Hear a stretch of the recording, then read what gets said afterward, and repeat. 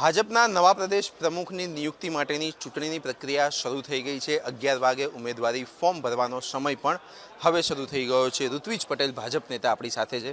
ઋત્વિજભાઈ, 11 વાગે ઉમેદવારી ફોર્મ ભરવાની શરૂઆત થઈ, અત્યાર સુધી એક પણ ઉમેદવાર ફોર્મ ભરવા આવ્યા નથી। લગભગ 11:15 સાડા 11 વાગ્યાનો સમય થયો છે। ચૂંટણી હજુ તો 11:15 થયા છે, 2 વાગ્યા સુધીનો સમય છે। રાહ જુઓ, આજે જ ફોર્મ ભરાવાનું છે, ચોક્કસ ભરાવાનું છે। અને જે કોઈને પણ ઉમેદવારી કરવી હોય એને છૂટ હોય છે, એટલે એ દિશામાં આજે સંગઠનાત્મક જે અમારી લોકતાંત્રિક પ્રક્રિયા છે ચાલુ થઈ છે। એના લીધે કાર્યકર્તાઓમાં એક ઉત્સાહ જોવા મળી રહ્યો છે। ભારતીય જનતા પાર્ટીને લાંબા સમય પછી નવા પ્રદેશ અધ્યક્ષ મળશે અને એનો ઉત્સાહ એ કાર્યકર્તાઓમાં સ્પષ્ટ દેખાઈ રહ્યો છે। લગભગ એક વર્ષનો સમય સી.આર. પાટીલે 4 જુલાઈ 2024ના રોજ બોટાદની બેઠકમાં કહ્યું હતું કે હવે મને આ જવાબદારીમાંથી મુક્ત કરો, અને લગભગ આજે હવે 15 મહિના પૂર્ણ થયા। 15 મહિના પછી નવા ભાજપ પ્રદેશ મળશે।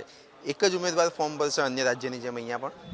હા, લગભગ તો એક જ ઉમેદવારી ફોર્મ ભરશે। અન્ય રાજ્યોનીમાં પણ એવું જ થયું છે, એટલે જે કોઈ પણ ભરશે તે બિનહરીફ જાહેર થશે। એટલે બપોર 2 વાગ્યા સુધીમાં સત્તાવાર રીતે નહીં, પરંતુ જાહેરાત થઈ જશે કે આ વ્યક્તિ પ્રદેશ પ્રમુખ, બરાબર? હા, એવું કહી શકાય। સિંગલ ફોર્મ ઉમેદવારી ભરશે। લગભગ 2 વાગ્યાની આસપાસ એકદમ ક્લિયર કટ થઈ જશે કે ગુજરાત ભાજપના પ્રદેશ પ્રમુખ કોણ હશે।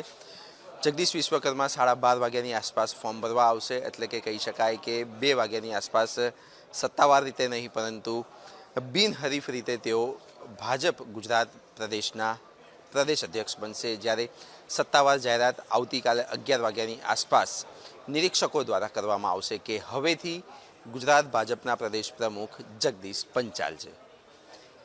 કેમેરામેન નરેશ સોલંકી સાથે પાર્થ જાની, વીટીવી ન્યૂઝ, ગાંધીનગર।